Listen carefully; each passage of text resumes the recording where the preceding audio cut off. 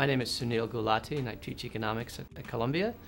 I'm pretty heavily involved in American soccer, the professional game, the youth game, in a couple of different roles, but the primary one is as president of the United States Soccer Federation. People often ask me, when will soccer make it in the U.S.? And my response is almost always the same. In many ways, it has made it. For example, the television audience for the World Cup final coming from Germany in 2006 was bigger than Major League Baseball's Game 7 in the World Series, NBA basketball's Game 7. The rights payment for the World Cup in Germany from the United States in Spanish and English was the largest in the world. It wasn't Italy, wasn't Brazil, wasn't England, Germany, France, Argentina, it was the United States. Participation levels in the U.S., we've got more registered players than any country in the world. Title IX, allowing college scholarships in equal numbers for girls between the ages of 18 and 21, changed the landscape dramatically.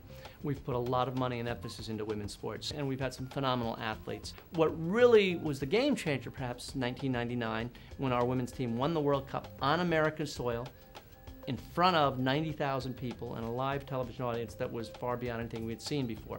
So when you're on the cover of Time, Newsweek, People magazine, and Sports Illustrated, the first time ever, that's game-changing.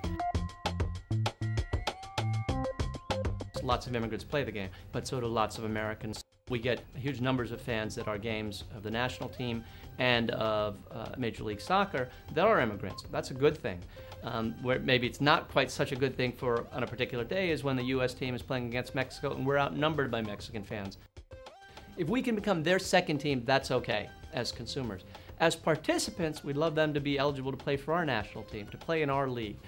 Very different challenge, for example, in the African American community, which traditionally hasn't followed the game in the same numbers. They don't know the game as well as the Hispanic community, certainly. So there the challenge is, how do we get them to love the game?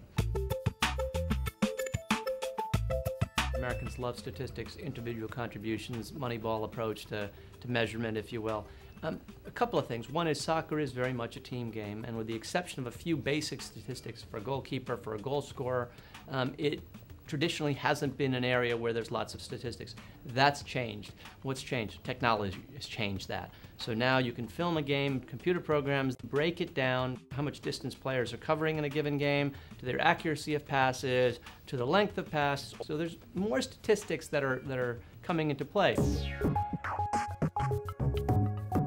A soccer event or a football event with a lot of people at it is used by a very small minority of people to cause trouble, who have nothing to do with the game itself. When we hear about a stampede that might involve loss of life, that's different than fans that are passionate about the game. That's a safety security issue. That's an infrastructure issue, where there are too many people in a stadium for the way it's built. In any large event, you're going to have some issues. When we hear about them in soccer, they're blown up around the world. I'm not going to deny that those things have happened, they clearly have. But it probably gets carried away a little bit in terms of that it's part of the game, because it's not part of the game.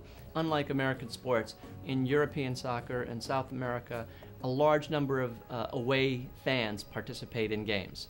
So when there's a team from London playing against a team in Manchester, there's going to be thousands of fans from London who have driven, taken the train up, or otherwise gone to the game. That's not the norm in a game between the Boston Red Sox and the New York Yankees. So the idea of segregation of fans is really done for safety, to prevent any of those issues about safety and security. Part of that is because people want to sit with people cheering in the same way. You don't want to be every other fan of a different team. So the atmosphere is phenomenal. I think what makes this particular World Cup unique is that it's the first one in Africa.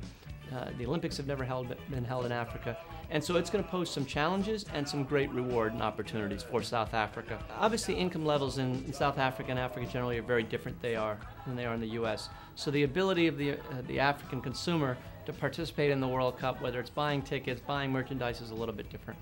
The infrastructure in the country, 450,000 visitors expected, international visitors. That's going to pose some challenges: transportation, accommodation, safety, security, all of those sorts of things. So I think it'll be a spectacular World Cup, but clearly there'll be some challenges.